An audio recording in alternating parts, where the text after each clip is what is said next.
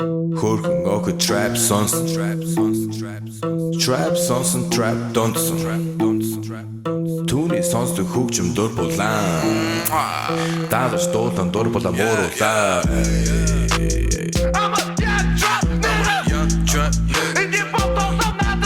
Hey everybody, welcome to a brand new MMA Roasted Podcast. It's me, Adam Hunter. We have a great show today. I want to thank our sponsors, Speedweed. Listen, marijuana is legal in California. It is legal, okay? So you shouldn't have to leave your house to get it. They will deliver it right to your doorstep. I mean, you get Chinese food delivered, you get pizza delivered, you get all kinds of things delivered. Amazon delivers to you. Why not marijuana, okay? Trust me, a lot of times you go to these dispensaries, you wait there for 3 hours, there's a hot bud tender that's like, try this, try that, try that. Then you get in your car, you get pulled over, now you got a DUI, okay? They're traps. Don't fall into the trap of getting a DUI, okay? Instead, go to speedweed.com. They will take care of you. They got all kinds of great stuff, from CBD to marijuana to THC sex lube, which me and my wife used the other day, actually. We used the THC sex lube, and I highly recommend it. Granted, my penis was stoned and wanted to watch cartoons all day, okay? But it was good stuff. So go to speedweed.com, mention Roasted.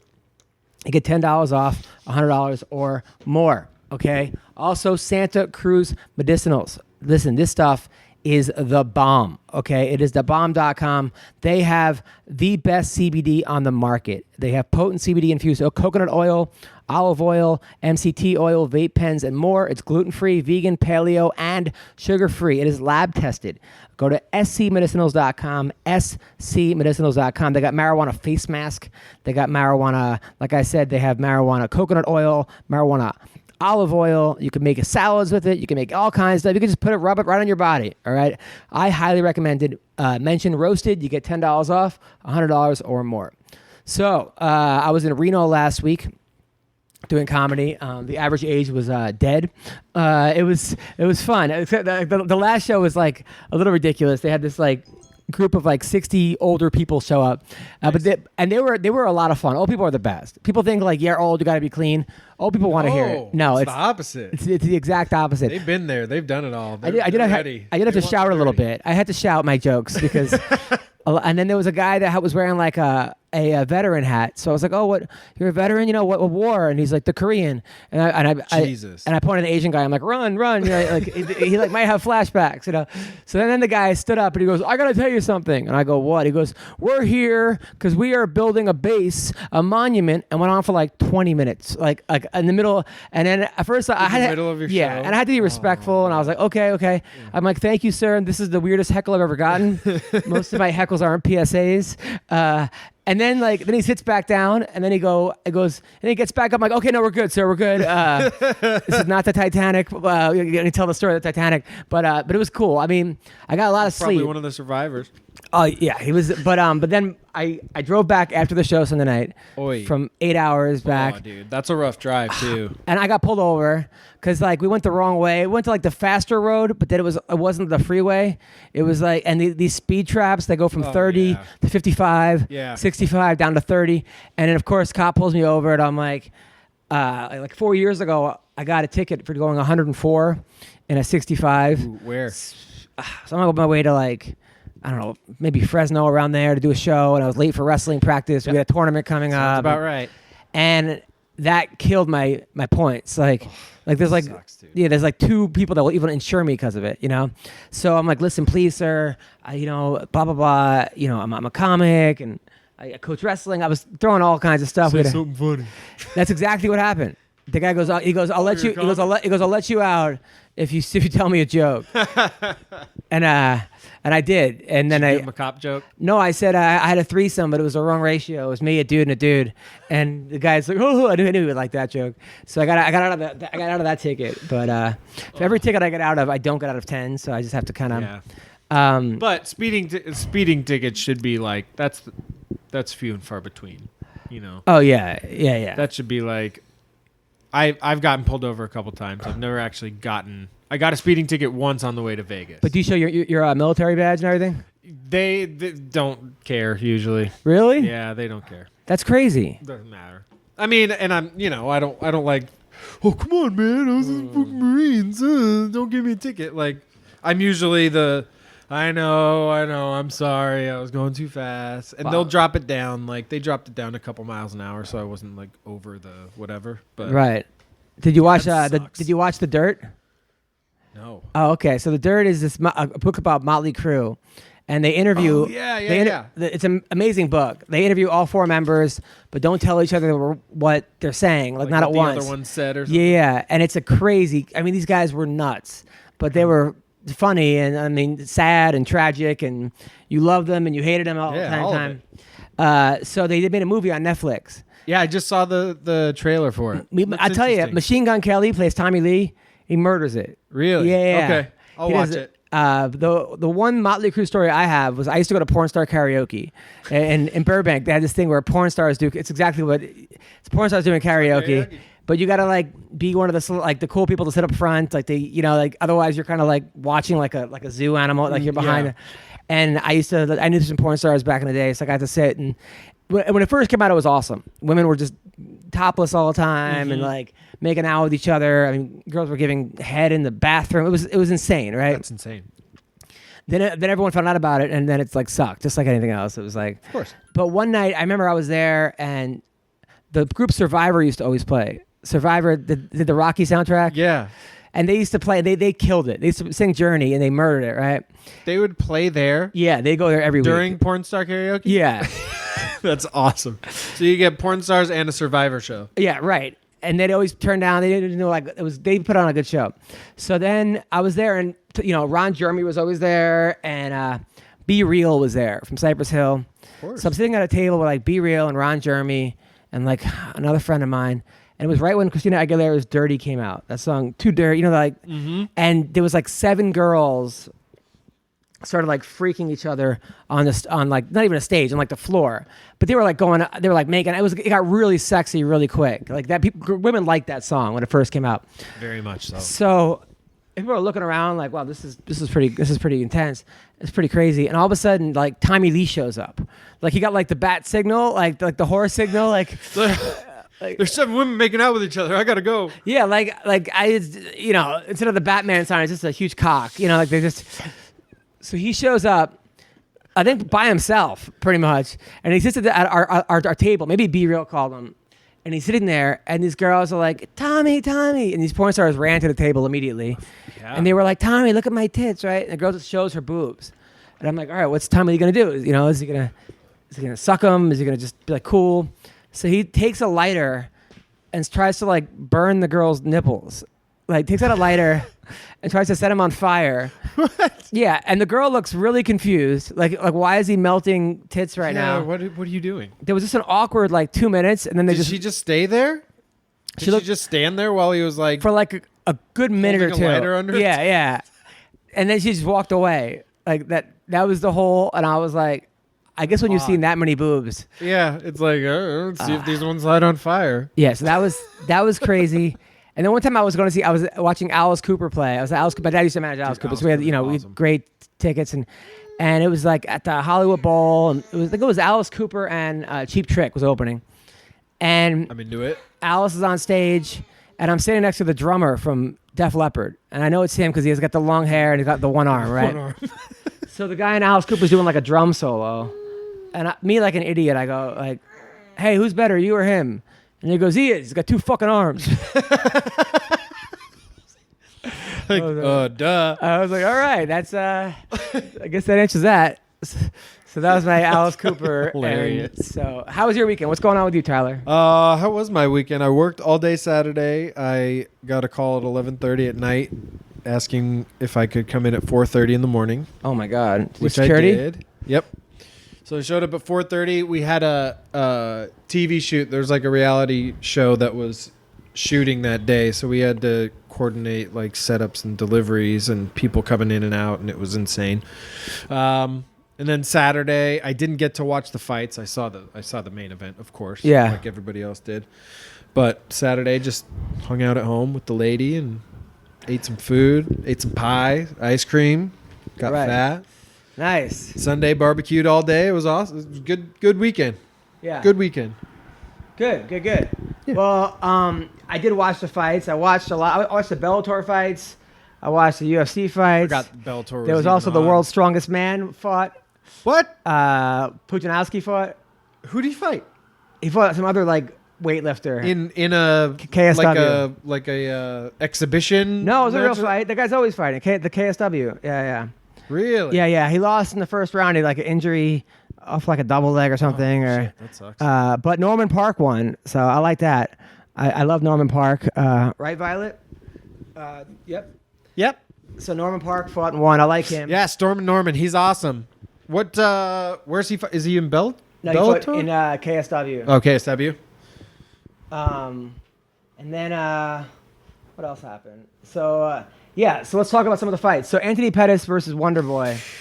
I mean, Wonder Boy was getting the best of him. He was. I mean, was definitely getting the best. I mean, obviously we know what happened, but I wouldn't, count Wonder Boy out at all. Oh no. And it's not like Pettis is some no-name guy that like showed up in the UFC. Like he was the former champ. Like he knows what he's doing. But I think if they fought 10 times, I think Thompson wins 9 out of 10. yeah, I had him winning. Like I didn't see a way that Pettis was going to win this fight, but I guess a well-fed Anthony Pettis is a dangerous man. Well, he is a dangerous man. And also, what makes him so dangerous is that, like, how do you train for that punch? Superman punch off the cage. Yeah. I mean, who's throwing that in practice? Nobody. Anthony Pettis is probably. Right. So that's what makes him always dangerous.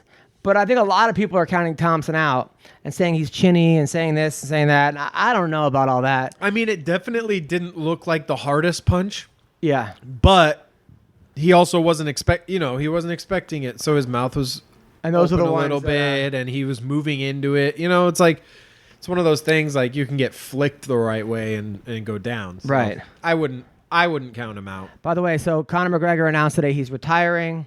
Yeah. Out of nowhere. But then it came out in the New York Times that the sexual assault case against him is really happening. It's like legit. like there's and, actually one happening. Yeah.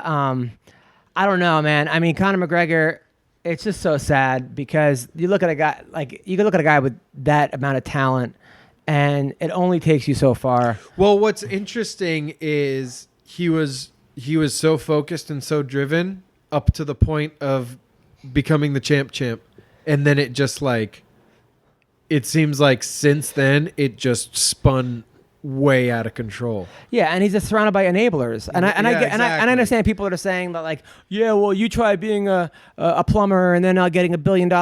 Okay, fine, but that was in his mind the whole time. Like that's what he was gonna do, he and is that even is that an excuse? And you know what? There are guys that have guys like LeBron James who make it work. There are other guys that actually do it that can make that work. Yeah, there are a bunch of people that have that much money that don't. I mean, Vladimir. the assaulting people. Lennox Lewis. Well, you never heard of Lennox Lewis stuff like that, or the Klitschko brothers. And, right. You could argue that Conor was bigger than the Klitschkos, but I don't know. I think way bigger. What? I think way bigger. Klitschko sells a lot of tickets, and I mean, some of those stadiums. He was big in the play boxing world, but people know Conor McGregor. They didn't cross the whole over. Fucking world knows. And he was more exciting and stuff. But yeah, I'm just saying that you can attain that type of fame and fortune and not, be cheating on your wife, going to clubs at 5 o'clock in the morning and throwing people and throwing dollies at trucks, buses and everything else, breaking CB's phone. Yeah, right, exactly. But what's sad is that eventually that talent will go away, and just like anything else, you have a prime. Yeah, you want to use it. Use it. The only person that seems to talent not go away is with John Jones. It seems like that's the guy that you keep waiting. All right, is this going to be the fight where his luck runs out? And you're like, nope. It just seems to get definitely better. Not. It's crazy. So Curtis Blades beat Justin Willis.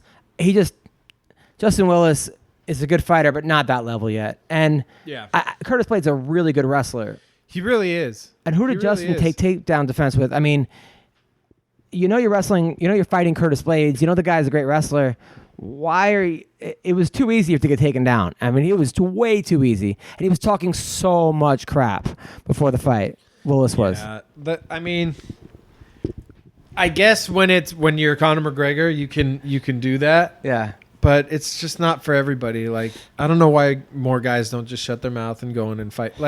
you're not hyping your fight at all. Nobody knows who you are. Yeah. You know, like you're not hyping it up. You're not making people tune in because you're talking shit. I mean, look, Joseph Willis is a tough dude, and he's got a huge, and he can hurt you. It just seemed like a takedown defense was not there at all. And look, it's hard. I mean, it's hard to all of a sudden go up against a guy who won the Division II national championships, and on a 3-month training camp, and go, hey, now I can wrestle. Like it's hard for wrestlers to stop his takedown when they're only wrestling. Right. You know what I'm saying? So you throw him in MMA, and it's like he's pretty much going to take down whoever he wants, except for instance, Garnett. You talking about Curtis Blades? Well, I don't know. I mean, Curtis Blades, Stipe Miocic. I'm not sure he's taking him down. Stipe was a college wrestler. I don't know. I think he could do it.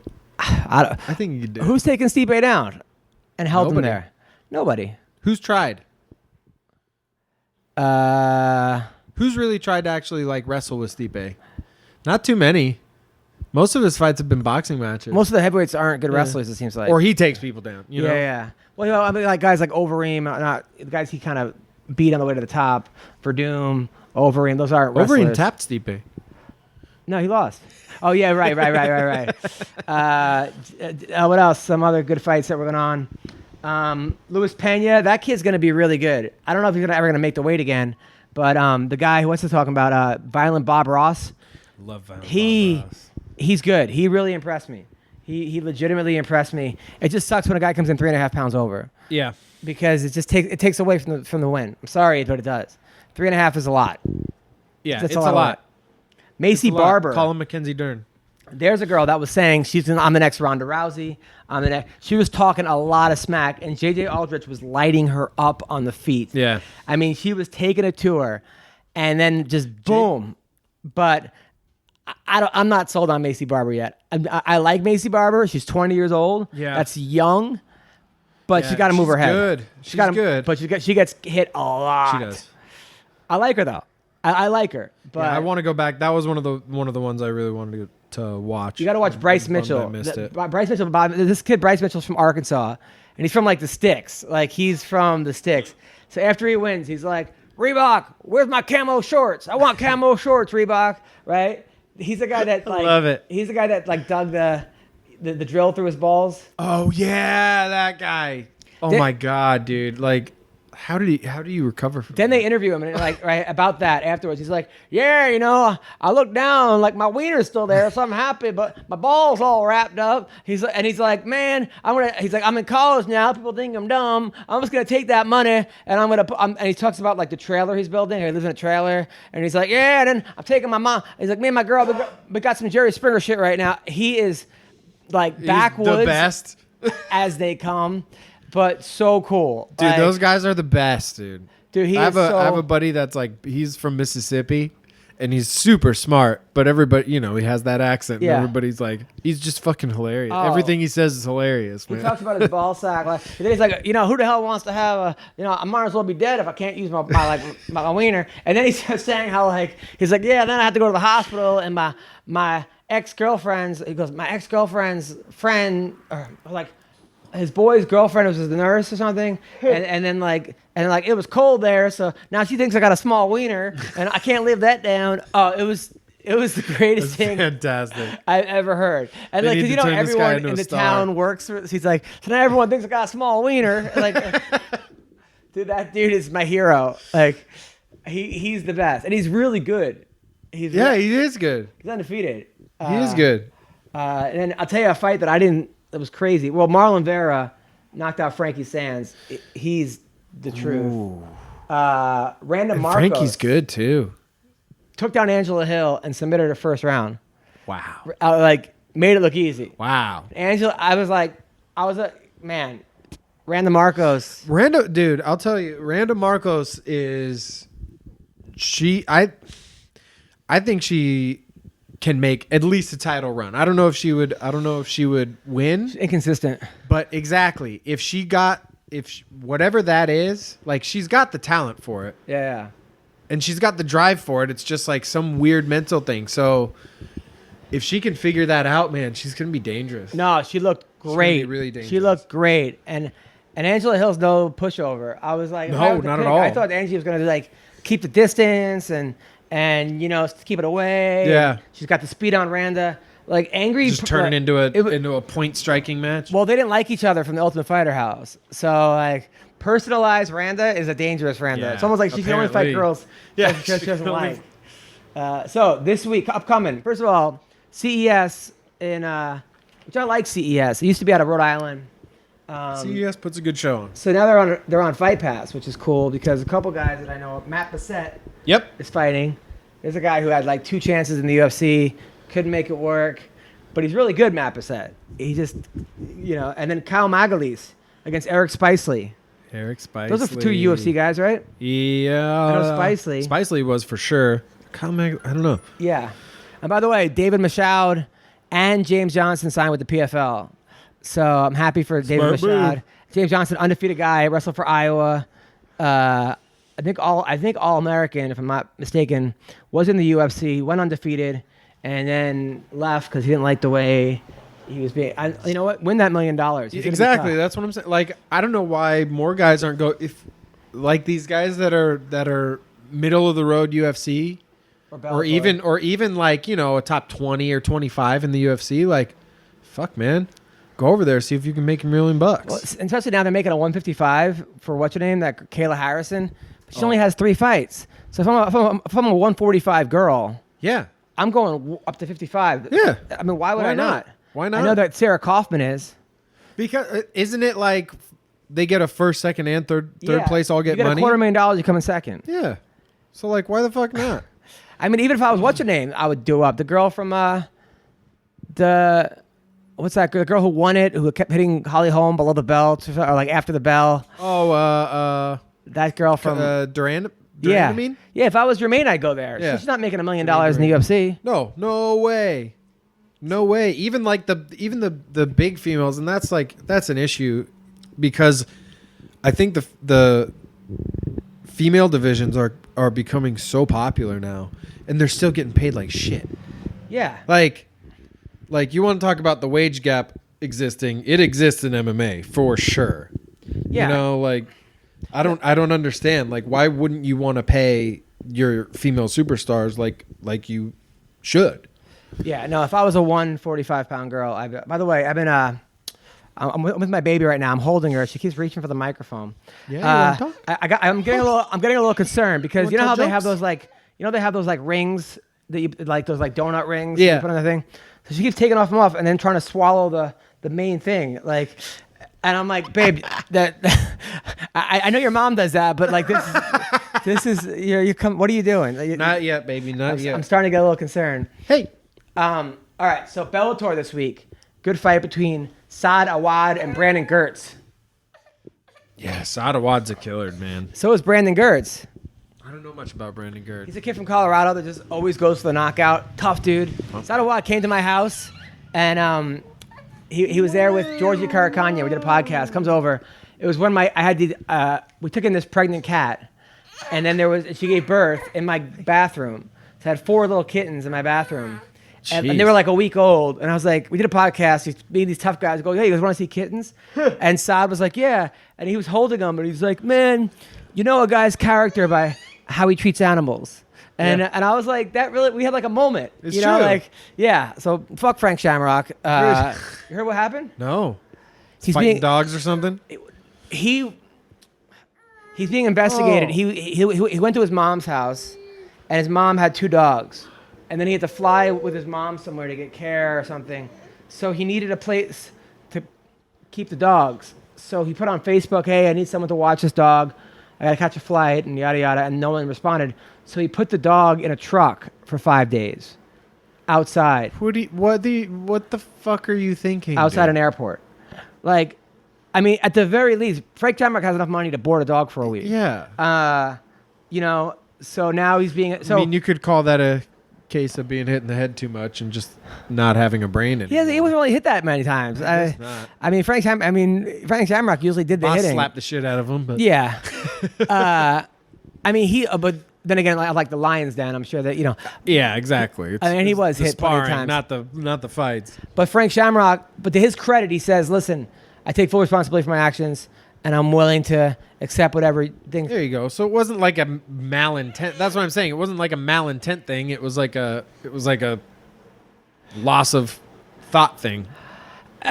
He probably thought he'd get away Most with it. likely. I'm sure he thought he'd get away with it. Yeah. I'm sure, but still, come on, dude. He'll be fine. Yeah, he's a dog, and yeah. He probably left him water. Like, did he leave him like water and food in the truck, or I was don't- it just I like, don't know. He just threw him in there and was like, "Yeah, he'll survive 5 days, no problem." I don't know, but it's just like, what are you doing, bro? Yeah. I mean, you should have one friend that could watch your dog, and if you can't, Frank Shamrock, you've made a lot of money over the years. Like, Take the dog with you. you could fly with it. I don't You can know. fly with a dog, right? Yeah, I don't know what the fuck happened there. Don't they board dogs in like the bottom of airplanes? Well, that sucks. So a guy we're talking to in about a half an hour, Daniel Straus taking on Shane Crutchton. My boy Shane. I like Shane a lot. You know Shane, right? Military. Yep. Used to be a cokehead. Used to be like 500 pounds. Now he's a 10th Planet guy. Daniel Straus is also a good friend of mine. This should be a good fight. Daniel's going up to 145. I believe. No, he was at 45. Oh, so right? they're fighting at 45? He's been at 45. I think this fight's at 55. It says 45, both of them, though. Oh, well, maybe it's at 45. Andrei Koreshkov, he's really good, right? Yes, Koreshkov's a killer. He's fighting Mike Jasper. I don't know who Mike Jasper Mike is, Jasper. but Koreshkov should win this. Joe Schilling versus Keith Berry. Woo! This is going to be a good fight. The KO Kid. Keith Berry, I've known him for years. He used to date like one of the hottest porn stars ever. And he's probably had sex with every female fighter in California. And I'm not kidding. And he hooked up with, you know who, she's gorgeous. He was dating her for a while. Forgot her name, but I'm not going to start naming Keith porn Berry. They came to my stars, show. 'cause every one of them is going to be wrong, and we're going to get to 50. And Joe Schilling is just a crazy motherfucker. Joe Schilling is one of my personal heroes. This should be a good fight. He's one of my personal heroes. This should be a really good fight. I know Joe's been working a lot. I know Joe and Mickey have been working a lot on his jiu-jitsu. Yeah, didn't he enter like a contest or Yeah, something? he did like the high rollers jiu-jitsu. Joe Schilling did? tournament. Joe Schilling did. How did he do? I think he might have won one match, but Still, the fact that he even did it. didn't win, yeah. Good for him. But yeah, he did it in the gi too. Like Really? Yeah, he just went for it. He seems like a real nice guy. Him and Baroni were supposed to fight. The feud got really nasty. When were they supposed to fight? They got into a huge fight on Oh Facebook. my god! I think Phil, as much of a fan as I am, would not have a good time. It got really personal. Chris Lieben just knocked out Phil. So Yeah, so I watched that fight 10 times. I still don't know what happened. Joe Schilling. Those guys haven't been Schilling paid would yet not be- either. At all. Like Lieben None of them? got 10,000 out of the 100, and like no one else got paid. It's just and the guy's in jail. It's all right because Lieben's he's on the ref circuit now, so he's making that bank. You know. No, he's doing the other thing. He's doing the other boxing, bare knuckle boxing. Oh, he is. He's Yeah. reffing too. He reffed my fight. He reffed your fight? Chris Lieben reffed my fight. Really? Yes, and Stefan Bonner was the announcer. No way. Yeah, dude. He was talking about my nuts the whole time. Who was? Stephen Bonner? Why was he about your nuts? I got kicked in the nuts 3 times, apparently. Oh, really? Yeah, it didn't even like I felt it a little bit, but not really. And he was astonished that I wasn't. He's doing go like- down or complain about it. He's doing a lot better. By the way, Mayhem keeps calling me. We can always talk, but I'm Joe? never by a recorder when he calls. But the next time he calls, I will record it and do a podcast with Just Mayhem. record it straight to your phone. You can't though. Oh yeah, you can't like record. Yeah. A call, right? You put on speaker. Yeah, but that's what I'm saying. I have to like put on speaker and then record it with the Skype or with the Zoom. If anybody knows how to record on your phone, if there's a program, let me know because I don't know the program. Sorry. I'm sure I could probably Google it, but It's probably illegal. really? Probably. Or you have to let them know. That's all it is. No, Like, you have to I'll let them know. But like, is there oh, gotta be an we're app where you can recording, record? There has to be an app. Because I used to do recruiting, like Mickey. Please leave me a brief message or just shoot me a text. Thank you. shoot him a text. I did. Shooting you a text, Mick. Yeah, I used to be like in like corporate headhunting for 6 months. Yeah. And we had our phones were like built to, you just hit like star or something and it would start recording the call. Okay, so I got to do that. Yeah. I got to do that because me and Mayhem have some of the best conversations. By the way, he's doing amazing. He's the old Mayhem. Well, I got to preface that by saying he's the old Mayhem. He's the Mayhem that everyone fell in love with. The dancing Mayhem, charismatic, introspective, smart, fun. He's reading a lot of books. He's leading the workouts with all the prisoners. He's actually teaching them. They all love him. They have a great idea. Let's teach all these prisoners mixed martial arts. And he's doing no. I think it's more like he's teaching them they have like sprint. They do 100. I think he does like 5,000 push-ups a day. That's awesome. And then like sprints and then all that other stuff. It's probably great. It's probably great for him. Well, he said he's. Great. I told him, did you sound happier now than you did when you were free? And he's like, yeah, because you could be free and not free. Well, yeah, because now he has some structure and order, and there's people putting rules around him that he couldn't put around himself. And it's like, all right, well, he can function in that. Yeah. It's like when he was fighting, when he was actually actively fighting, he had to adhere to a schedule and adhere to like, okay, you can't eat this, you can't be fucking drinking all the time if you have a fight in 6 weeks. When I went to boarding school in Maine, they it was for troubled kids. I talked about Hyde. I really needed it. I'm happy I went, but my day was like 5:30, wake up, cut bananas for the whole school from 6 to 6:30, go to class you had to go to class obviously from 7:30 to noon, from 1 to 2 counseling groups, talk about your feelings, your problems, what you got to work on, from 3 o'clock to 4:30 sports. You had to play a sport, usually the one you didn't want to play. And then you had to have dinner. You couldn't miss meals. If you could miss meals, you had to do a workout at 5:30 in the morning. Really? Then you had study hall from 7 to 10, and then lights out at 11. Right. Wow. And I'm actually giving myself more time than there actually was. It was down to the minute. Right. The only time you had free was Sundays. Sunday was your only free day. So it's like boot camp. I mean, that's essentially exactly what boot camp was. Sundays we had like 6 hours to do laundry and write letters and shit. What ended up happening was they had like a 98% college graduation, like people getting to college. Yep. People that stayed in college, I think it went down to 40% because you didn't have that when you got to college. You're like, the rules. You're like, what is it? And then on top of that, you couldn't lie, steal, cheat, drink, have sex. Yeah. And those were ethics. And then they made you, I hate to say brainwashed, but in a lot of ways it was, seeing that if you did those things that you were going to have a dirty conscience and then it was going to prevent you from achieving your best and you were a liar and a bad person. School without being religious. Yeah. Yeah.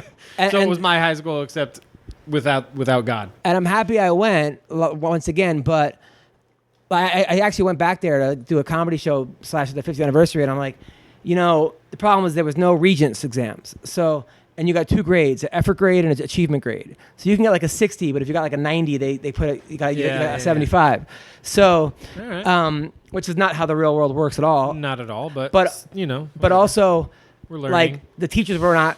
Like, I think it was like they just drew straws the day before. Like, I remember my teacher for, I think it was calculus, was always giving school tours. So he came into this class one day and he goes, all right, write a paper on anything you want.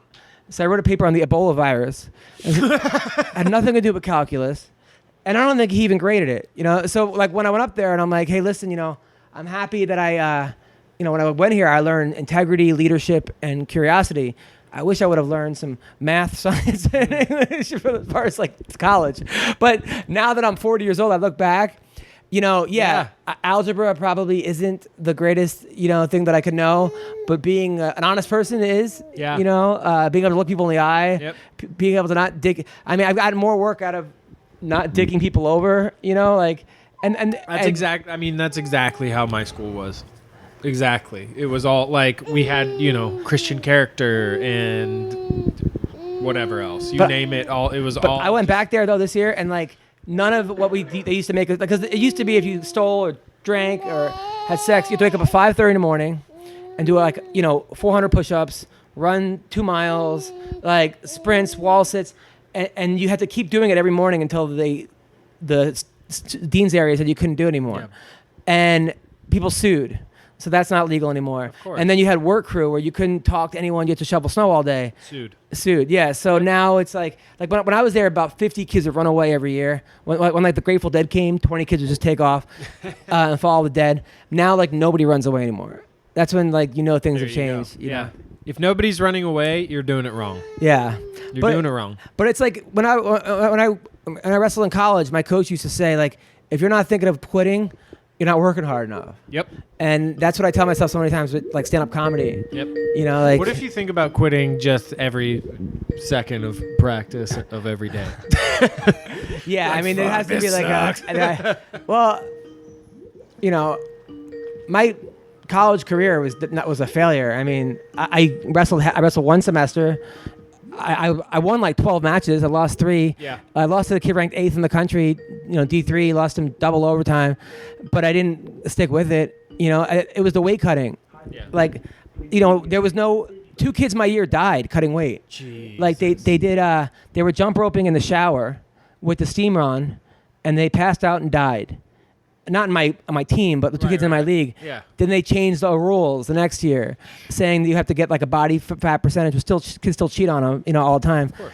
But that easily could have been me.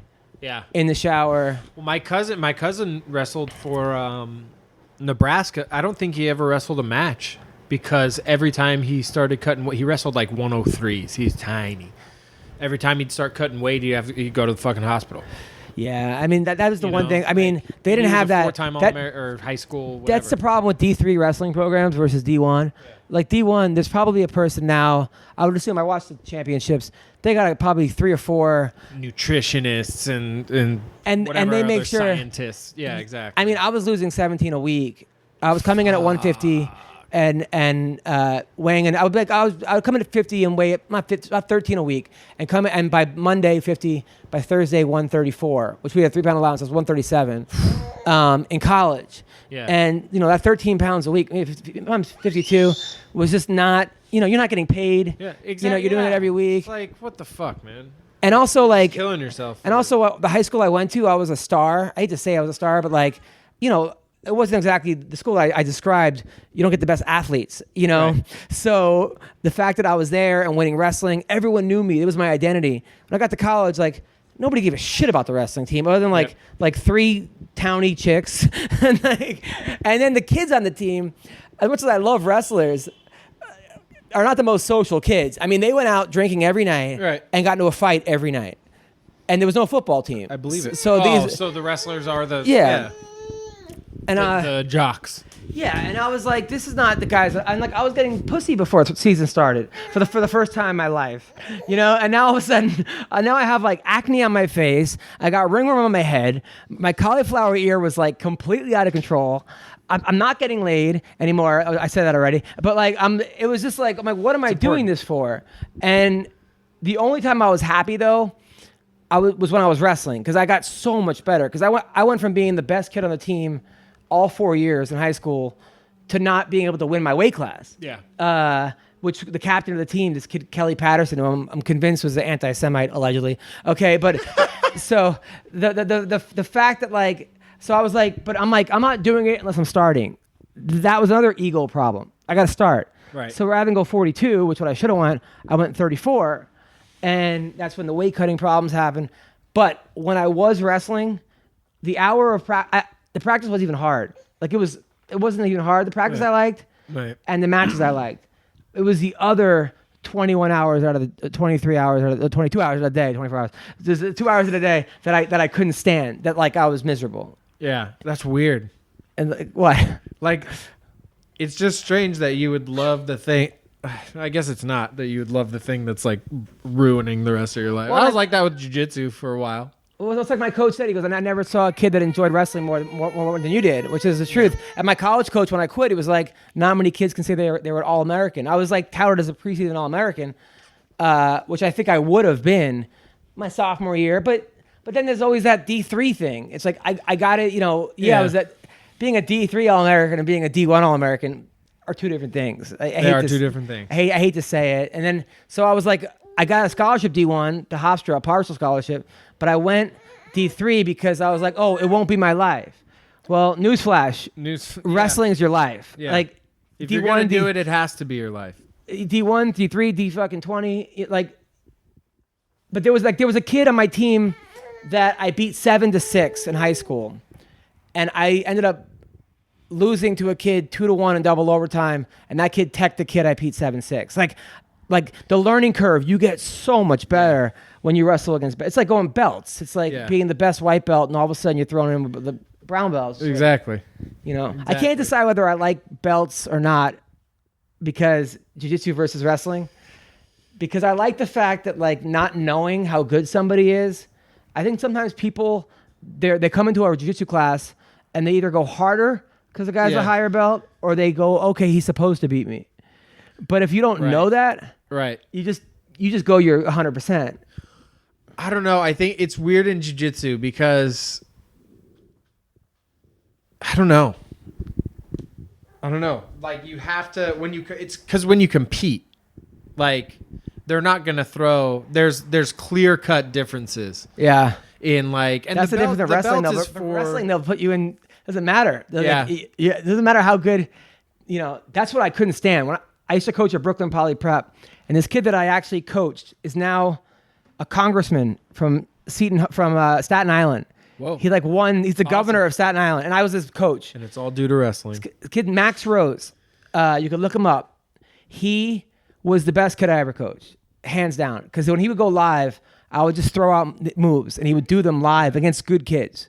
Like I'd be like ankle pick, and he'd hit it live. All right, high crotch to a single. Like I would just throw out. All right, Japanese. And he would do it like against a kid live, and the kid was not some fish. Yeah, like a good kid. And there were 3 matches in a row at these. You know, look.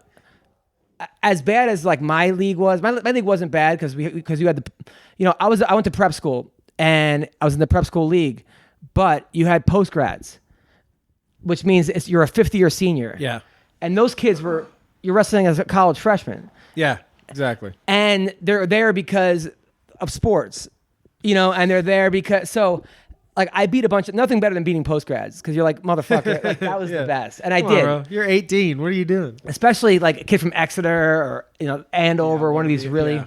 That's who we were up against. But the New York prep league was not very good. I'm sorry, as a coach, because New York City didn't really have great wrestling. But this kid was a standout. Brooklyn Poly Prep had a couple of really good kids, and they would throw the towel in and forfeit rather than have their kid go against our kid. And they had a kid that weight. That's bullshit, dude. And of all sports, man. Of all sports, wrestling. Yeah. So he couldn't get a match, like 3 matches in a row. And I was like, first of all, there's everything wrong with that. Because let's say you're a basket. It's like saying, okay, I'm not going to play my guy against Michael Jordan. Okay, Michael Jordan dunked on me in high school. Let's say he dunked on me. I now have a story for life. Exactly. And what if you win? Exactly. Or score a point on him? I don't understand that. Like it's every like you want to go against if you're a combat sports athlete, you want to go against the best people to see how you measure up. Yeah. And it's like the hope is like this guy that knocked me out, like I'm fucking fingers crossed that he makes it to the UFC. Oh. And become somebody so I can be like, oh, I fought that guy. And now I don't feel so shitty about myself because look where he is. I'm telling you, when I went to Legends back in the day, Dan Hardy came in and they were like, well, I want you to wrestle this guy. And, I was better at wrestling than Dan Hardy was, right? Yeah. And they were like, oh, it was before he even got in the UFC. He was in something else. Dan Hardy would find me every practice to wrestle against. Dan Hardy in jiu-jitsu would find every black belt to go up against. Exactly. And little did I know that Dan Hardy could like sneeze on me and I'd fall down. He had that much power in his hands. But that was when he fought. I became the biggest fan of Dan Hardy when he fought GSP. Yeah, I was going crazy. I used to drive back 9 hours to watch his fights because I was like, this was my training partner. I felt like we were in this together, and he was the sweetest guy. He is a very nice guy. And humble as they come. That's why it was like, I'd love to see him back in the UFC, man. Yeah, I'd love to watch him fight again. Didn't him and Matt Brown almost happen? He said he was talking about it because he was saying, "Oh yeah, his heart thing's supposed to clear up, and he's supposed to be, cleared to fight again, and blah blah blah." But I don't know, might be getting up there in age now. At this point. He's also an amazing broadcaster. Yeah, he's an amazing broadcaster, amazing analyst. Like the Inside the Octagon show is probably the best breakdown of MMA out there. There's really not a fighter opinion. that I think is a bad analyst.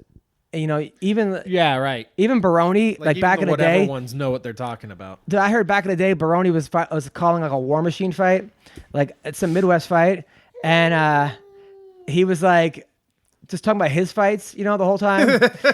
And then he went to the bathroom and he forgot he was mic'd, and he's like, "Yo, I think that ring girl wants to fuck me," and you could hear it like. I've been trying to find this forever. It would only happen to Phil Baroni. And then he was like, of course it was. Then he was interviewing people, and he'd be like, "Yo, I was rooting for you." Like, dude, they got to get Bill Baroni and Don Fry. If I had a league, I would have Don Fry and Baroni commentate, hands down, because there's nobody better than. I mean, like. Yeah, Baroni. I heard did wrestling over the weekend and was supposed to lose, but then once again walked out of the thing saying, "I don't lose," even though it's pro wrestling. Oh, jeez. So, like it's not. You understand it's not a loss. Like you understand it's a fix, right? That's how the sport works. Yeah, he's next level. He makes me laugh though, man. He's hilarious, and he has great stories, and he's charismatic, and yeah, he's always ready to talk. But oh yeah, dude, he used to call me up and be like, he would like call me up or text me like at 4 a.m. and be like, "Yo, man, next time I'm on the podcast, bring up a time that I banged this girl in Jamaica when I was on the male stripping team and I was an all black team." I'm like, "All right, Phil, no problem, right?" Then the next day I'd bring up, he'd be like, "Why do you want to talk about that for?" He's like, he's like, "What? Like, how would I even know that?" Like, that's hilarious, dude. He's fucking so funny, man. Wild man. Yeah, he's wild. He's from the Bronx, right? He's from Long Island. Or he's from Long Island. Yeah. He's really from Long Island. He's everything. And I used to watch him wrestle in high school. And he was a good wrestler. Yeah. He was strong as shit. I mean, you know, fucking A. I mean, but he was really good. All right, so we're calling Mickey Gall right now. Mickey. Yo. How are you, man? It's me and Tyler Smith. I'm having Tyler for my birthday party. How you doing, man? What's up, buddy? What up, guys? How are you? Good. So you're in New Jersey? Yep. What are you doing there? Yeah, next time I'm visiting family. Nice. Seeing all my people out here, but next time I'm out west, which will be in like a week or two. I'm gonna come through. What's it like being Eve Edwards' roommate? It's pretty cool. It's pretty cool. It's just how you'd imagine. Does he make like Bahamas food and stuff and like all kinds of stuff? No. Nah, not really. Nah, we don't do a lot of cooking, to be honest. Dude, he was so funny. He was over here doing the podcast, and my baby was crying, and I was talking to Ponzanibio, and his English isn't the best, and mine isn't either that great either. So my baby's crying, and then Eve takes my 5-month-old baby and starts changing her in the room, but we have cameras everywhere. So I get a text from my wife, "Who has our baby right now?" Because and then I sent her a picture of Eve all bloodied up in one of his fights. I'm like, oh, just this guy. So it's pretty funny. So how are you doing, man? So I was at your fight. I was at your fight against Diego Sanchez. I would have bet the house on you. I did. I know a lot of people did. I think in the beginning. Yeah, I probably cost some people some fucking money that night, man. Nah, just me and Tyler and. But sorry, boys. It's all good, brother. It's all good. Not at all. And now in the first round, though, you were swinging for the fences. You think you were headhunting too much in the first? Look, check it out. I had I guess in my weight cut, my kidneys were failing during the fight. I found out about a minute into it when I had in a minute in, I had no energy. I was struggling for balance. Yeah. Just standing there was crazy. I was fucked up. I was really sick. I didn't know. Walking in the cage, I was confident. I expected right as I turned it on for it to be, everything to go well like it always does. But I had no energy. I was zapped. I spent the next 8 days in the hospital. Oh my God. I was really screwed up. I guess I thought my weight cut was going great. Like I felt fine, but I think I did I think I did just a little too much, and my kidneys did not like it, and they shut down. Well, you're a big guy. I mean, you're a really tall guy. Even standing next to you, I'm like, wow. So are you gonna go up to 185 next? No, man. I think it was I just had another little health complication that really added to the kidney failure, which now I'm is straightened out.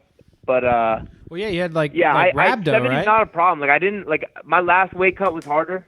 It just I just think I was a little sick, and then a little dehydrated, and then I just just ended up overdoing it. Like it wasn't a hard weight cut. It just my body was just a little compromised, and it sucked, man. Because honestly, guys, and the truth is, 99 out of 100, I put Diego to sleep in that first round. Well, listen, man. Unless my kidneys are failing. Well, listen, Mickey. Mickey, listen. You're a young guy, and the way you got into the UFC was very strange. It probably would have taken you about 5 or 6 more fights, if not for the whole CM Punk thing. And I think a lot. All this is kind of like learning on the job for you. I still think you're gonna be a champion. I still think you're gonna be a champion. Yeah, I mean, like most people's 5th pro fight is not with Diego Sanchez, so good on you for it. I honestly, I thought you were gonna take it. So maybe we can get it again, man. Yeah, no, yeah, and I am aware that I am experience and all my, like we said, I am learning on the job. All my growing pains are going to be seen, and examined right. by in front of the world, which I'm cool with. I'm cool with, but it's just motherfucking kidney failure. Are you kidding me? Let me really learn a hard lesson. But it's just my body just wasn't there for me. Have you noticed that after the CM Punk fight, you had a huge entourage? I remember you came to the Dime Bar. There was you had a parade with you. There was 90 people there. There were women everywhere. They were all stripping and showing their tits. Have you noticed that kind of died off a little bit now? Are people jumping off the bandwagon? Are you seeing some fair weather friends? Honestly, no. I have a good support system. I for the most part surround myself with anyone who matters is absolutely still here. And I wouldn't notice someone who would fall off the bandwagon over some shit like that. Good. Because I was kind of worried about you, man, because you seem like a really nice guy. You're young and you're talented, and I was worried that a lot of people would all of a sudden, Mickey Gall, you're the best. And then when you lose, all of a sudden, I think it was Caitlin Kukogen said that when she wins, she gets hundreds of texts. When she loses, she gets 3. So I was wondering if you were kind of experiencing the same thing. Yeah, no, I was lucky. I got a lot, and I could it was kind of something in my head. I was I was really I was embarrassed at first, and I was fuck, now everyone, people are gonna think that's what I actually fight like they think that I get tired that fast. I wouldn't be surprised if I had lost fans over it, but I didn't know. I definitely didn't lose any friends over it. Good, because those people are, those fans are gonna come back when you win the next fight. Then they're gonna leave you if you lose the next fight, and those aren't the kind of fans you really want. I mean, look, you want all the fans you can get, but I think a lot of times fighters and comedians and celebrities, entertainers, you get hooked on that adulation, and that becomes more important than what got you there. A la Conor McGregor, but a lot of people even on a smaller level, I mean, Brody Stevens. I love Brody. He kind of had that thing where it's he really wanted to be loved by everybody, and not everyone's gonna love you, especially when you lose. All of a sudden you kind of wake up to people aren't answering your phone calls. Or I know it for me. When I was on Last Comic Standing, I had a lot more friends, and then all of a sudden you get off it, and then people kind of go away. Or you see comics that when they think that I'm going to have a big special or do Montreal, they always keep coming back. Whenever I announce something really big on Facebook, hey, congratulations, and so proud of you. I'm like, well, yeah, well, you didn't donate to my project, so you really weren't that fucking proud of me. Thanks, Dick. So, but I think it's important to not live by that, you know? Yeah, no, I absolutely agree. I would love to lose some friends for this, just to let you know where people stand. You know, that'd be a blessing. At least something good will come out of this. But you know, I don't get hung up on that shit. I value, you know, real people, real interaction, real relationships. Nice. So you know, I think I've you know, I'm pretty fortunate. Now, in that way, I got good people around me. Now I gotta ask, what happened with the biting? Because Diego said you bit him. Do you think? Well, you guys know Diego's a little crazy. Yes, of course. Really? Yeah, I don't know. I definitely I don't know what he's talking about with that. Okay, all right. Well, it's weird because you can see like the teeth marks are like top and bottom teeth. Yeah. And you're wearing a fucking mouth guard, so how could that happen? You're wearing a mouth guard. Unless you bit through your mouth guard. But I which also think you're from Jersey, I've never man. seen. Look, you're from Jersey, and you know people fight in Jersey. A fight's a fight, you know. So as long No doubt. I totally in the streets. Yeah, it's all on the table. Amen. Exactly. Look, I won't lie. I've been caught in like rear nakeds and stuff, and you just open your mouth and like, Really? all right, if you're gonna squeeze, you can squeeze against my teeth. I'm not gonna bite down, but Yeah. But it's up to you. Yeah. Yeah. Were you surprised though? Because Mickey, your jiu-jitsu is, really high class. I mean, didn't you like beat somebody that's like a world champion or something? Everyone keeps talking about some guy that you went up against that was like, what right? Gordon Ryan. Gordon Ryan. You beat Gordon Ryan, right? Look, Yeah. guys, if there's no way on earth Diego Sanchez can crawl on me if my kidneys aren't failing. The only way that happens is when I have failing kidneys. That happened to be it during that fucking fight. Right. That's the only time he could crawl like climb me like that and mount me. Yeah. My body was shut down. Because you My were body work, was you shut were, down. and you were still working I from was the a sitting bottom. duck. You were working from the bottom. I was like, all right, well, he's working, he's looking for stuff, but Yeah. yeah, it's like Yeah, I your, know. your body's my not listening to you. My shit wasn't responding. My muscles, I had rhabdo. I don't know if you guys ever heard of rhabdo. Yep. But it's where your muscles they stop working right. They start breaking down. Like I was sick. I went to this fight really sick, and fuck man, if I had a time machine, fuck going back and like killing Hitler, I would go back like a week before my fight and try and fix this shit. Well, as two Jews, we are very offended by that. Yeah. So definitely got to kill Hitler. Priorities, first. man. Come on. Man. Come on. So now are you cleared to train again, or how long till you clear to train? I'm back training. I talked to the, I was out of the hospital I spent 8 days in the hospital after my kidney function was like, it was pretty low, but I talked to I've been seeing doctors. I'm back training. All my levels have returned to normal. I was pretty dehydrated, but all that, everything got straightened out. So I'm back training. I'm trying to fight, beginning of the summer, June or July. Oh, that's great. And do you still have the same girlfriend? Are you single? What's going on? Yeah, I got a girl. Nice. Out in Southern California? No, she's not in Jersey. Oh, in Jersey. Does she live with you and Eve? No. That's got to be hard, no? Nah, it's all right. Dude, you're a UFC Sorry, fighter. man, you know what I mean. Fly her out and live with her. What are you doing? I'm a young man, bro. He's got a lot of serious talk. He's got to train. He's got to have time to Okay, train. all right. Can't train when you have a girlfriend. Now Joe Schilling's fighting this weekend. I read that you said you think Joe Schilling could beat Stylebender.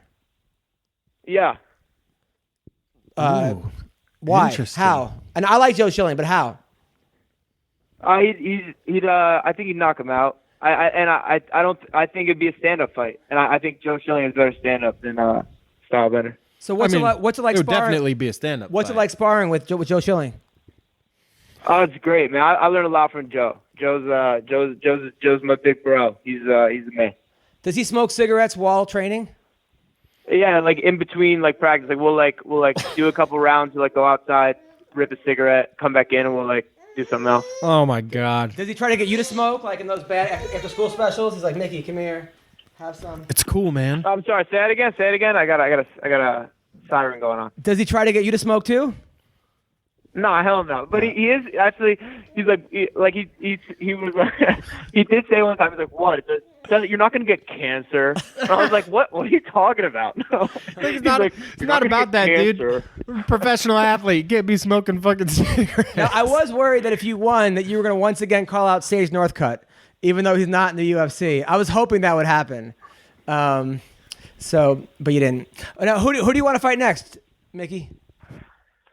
Man, whoever will be available. I want to be more active. That's been one of my gripes. That I want to be more active. I want to fight someone in June. And I like to fight someone after the summer.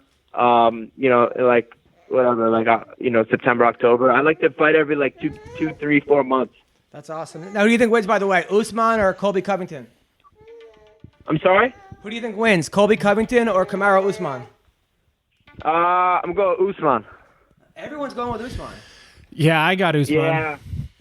I think Usman's is a tougher fight. Yeah, I think his wrestling's better. I think he works. I mean, Colby definitely, like, he's got that, like, just march forward, but Usman's bigger, stronger, faster. He's got a better work ethic. Yeah. And we just saw what he did to Tyron Woodley, which is insane. What about this week? Do we like who the big fight this week? Gaethje Barboza? Gaethje or Barboza? Woo! I'll defer to Mickey. Mickey. Oof. That fireworks. Gaethje Barboza. Man, I don't know, bro. Shit, I don't know. I guess I go with Gaethje. Yeah, I think Gaethje because of the wrestling, and he's an all-American. You think wrestler. he'll try? I think he's an all-American wrestler, and you think he'll try to wrestle him? I think though? he knows that like that's his key to victory. You know? Yeah, I would be very surprised if we saw Gaethje look for a takedown. Yeah, I think he's gonna make it the battle of the leg kicks. And yeah, I think they're gonna bang. I don't know, man. I don't know who takes it. I'm leaning towards Barboza just because he's a little more technical. But he seems to always fold in these big fights.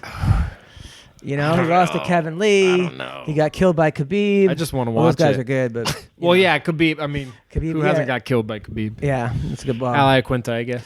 That's a good point. Well, listen, Mickey, let's hang out when you get back. Keep up the good work. Keep banging your girlfriend. And thank you for coming on the podcast, bro. Hey, my pleasure. I love you guys, and yeah, we'll definitely kick it back in LA. Love you more. Glad you're okay, man. Bye. That was Mickey Gall. I like that guy. I fucking love Mickey. He's a good kid. He's so cool.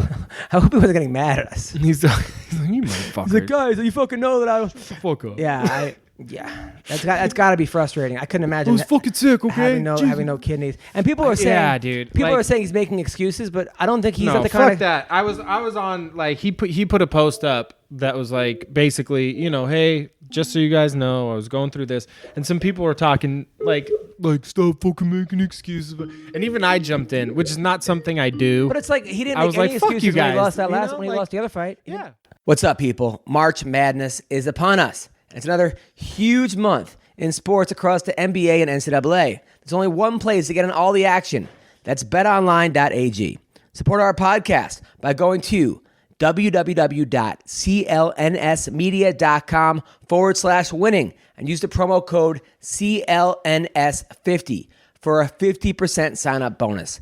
That's CLNS50.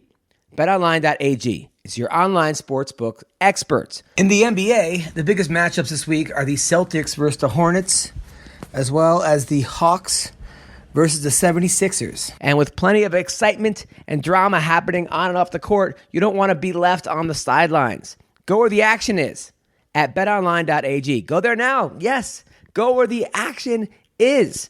Because CLNS Media and BOL are offering you a 50% sign-on bonus. That's 50% by signing up at clnsmedia.com/winning and using our code CLNS50 with your first deposit. Yes, go to clnsmedia.com/winning. Use promo code CLNS50 for your 50% sign-on bonus today.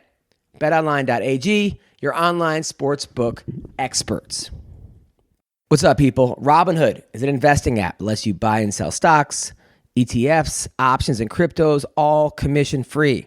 While other brokerages charge up to $10 for every trade, Robinhood doesn't charge any commission fees, so you can trade stocks and keep all of your profits. Plus, There's no account minimum deposit needed to get started, so you can start investing at any level. The simple, intuitive design of Robinhood makes investing easy for newcomers and experts alike. You can view easy-to-understand charts and market data and place a trade in just 4 taps on your smartphone. How great is that? You can also view stocks collections, such as the 100 most popular. With Robinhood, you can learn how to invest in the market as you build your portfolio. Discover new stocks, track your favorite companies, and get custom notifications for price movements so you never miss the right moments to invest. And Robinhood is giving listeners of MMA Roasted a free stock like Apple, Ford, or Sprint to help you build your portfolio. So sign up at MMARoasted.robinhood.com. I got to talk to you about CBDMD, all right? CBDMD is USA Grade A Premium CBD. Okay, it's organic. It's grown in the U.S., processed in the U.S., non-GMO, gluten-free, and vegan. They sent me a box of this stuff. I've been taking these CBD gummies. Oh, it's amazing. I feel so relaxed, less anxious. They have the CBD dog treats I give to my dog.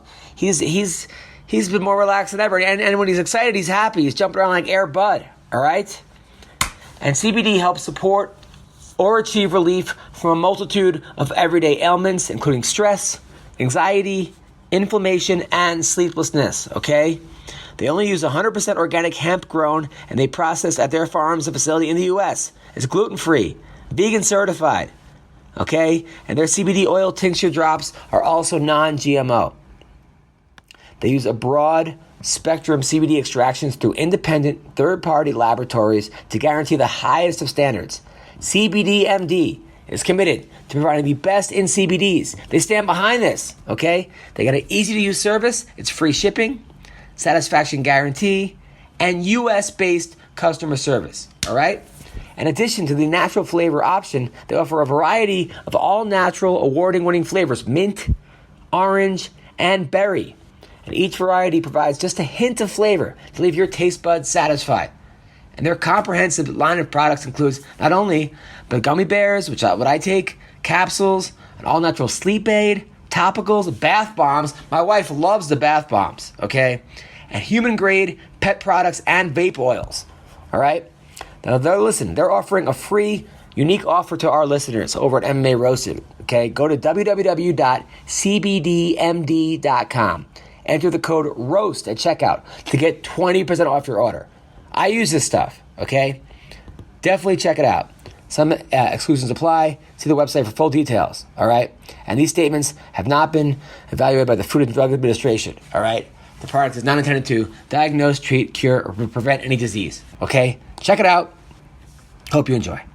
Sexual performance issues, way more common than you think, okay? It's not good. 1 out of 4 guys suffer from ED, but it can be treated. Yes, today's your lucky day because Hims is a wellness brand for men. You've heard us talking about Hims, and if you haven't yet, get on board and stop struggling with ED. Because why do guys turn to weird solutions or to do nothing when they can instead turn to medicine and science? Getting older sometimes means certain parts of the body might not be working as much as they should. So start revving that engine again with ED treatment from Hims. Forhims.com. It's a one-stop shop for hair loss, skincare, and sexual wellness for men.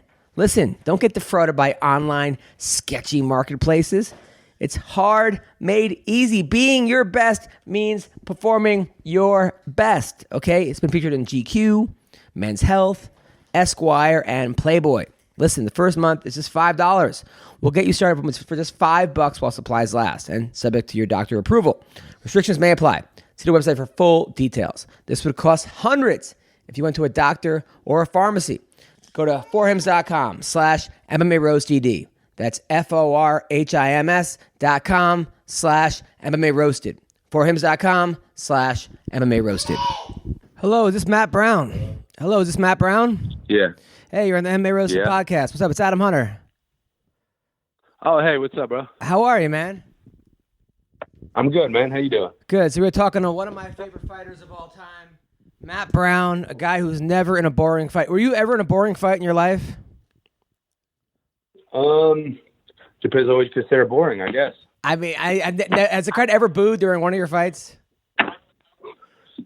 I've never heard him boo. Yeah. I mean, you're one of the few fighters that, like, every time you fight, people, it's going to be a war.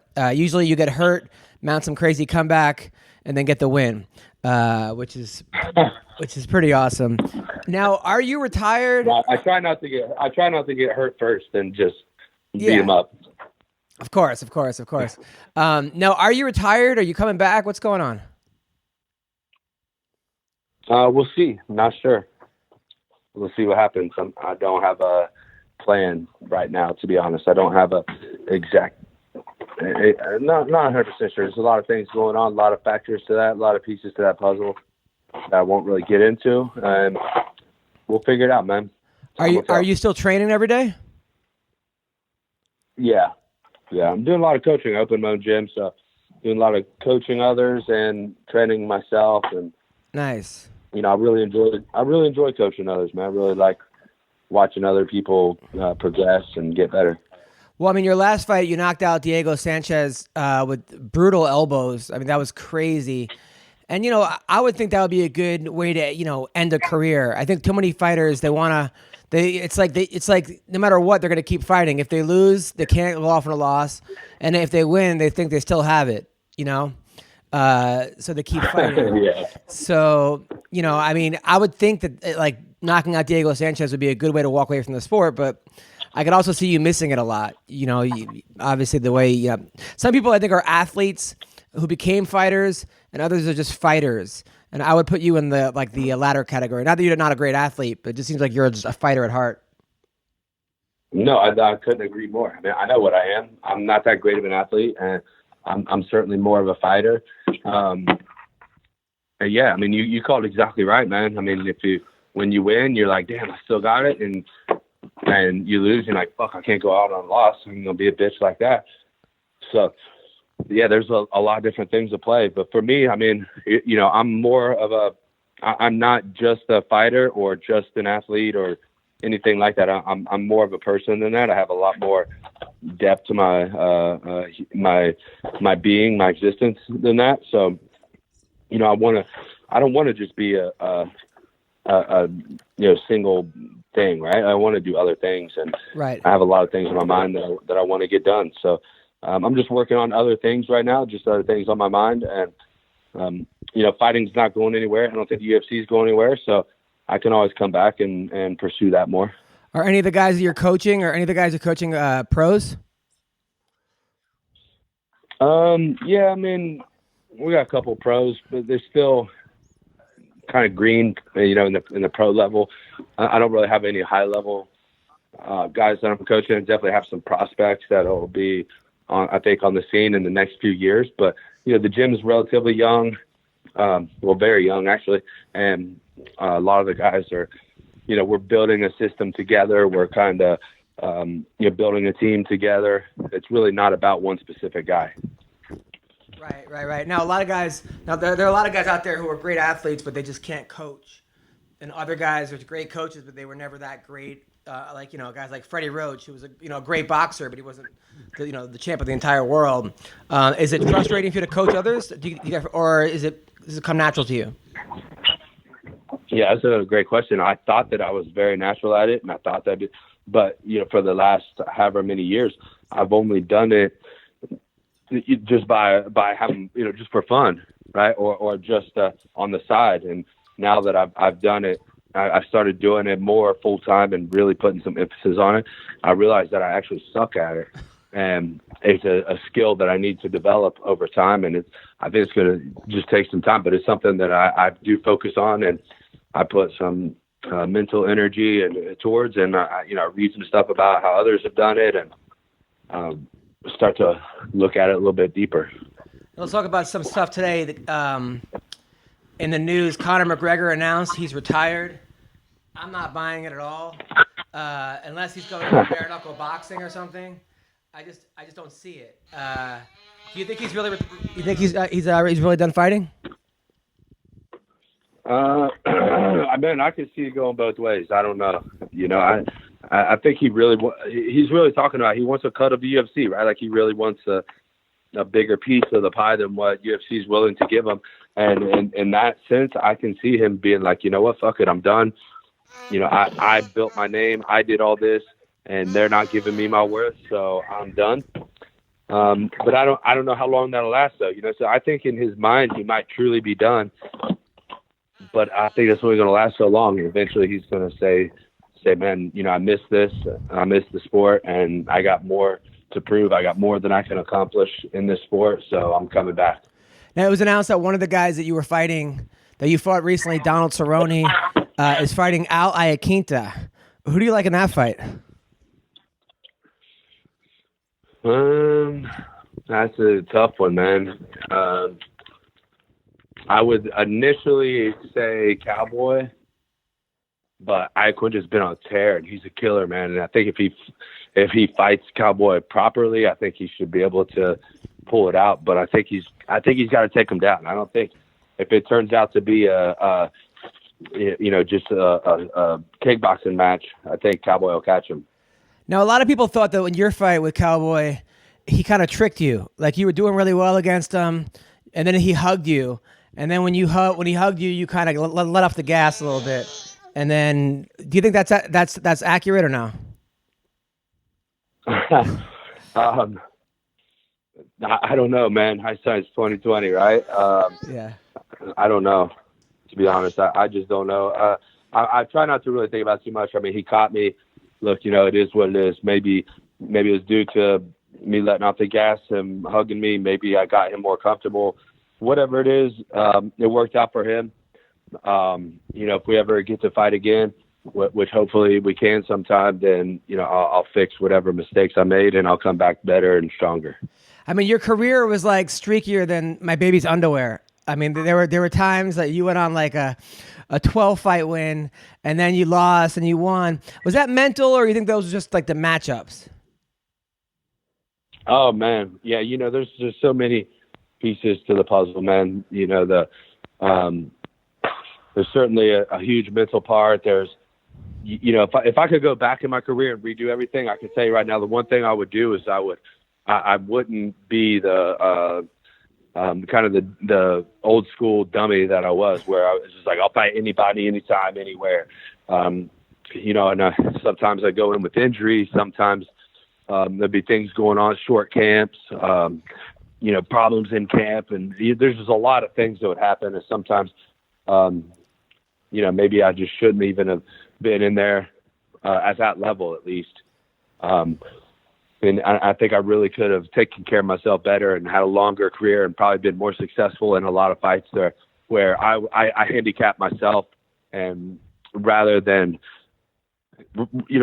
taking my time and saying, look, this is a marathon and just, let's just go to the next one.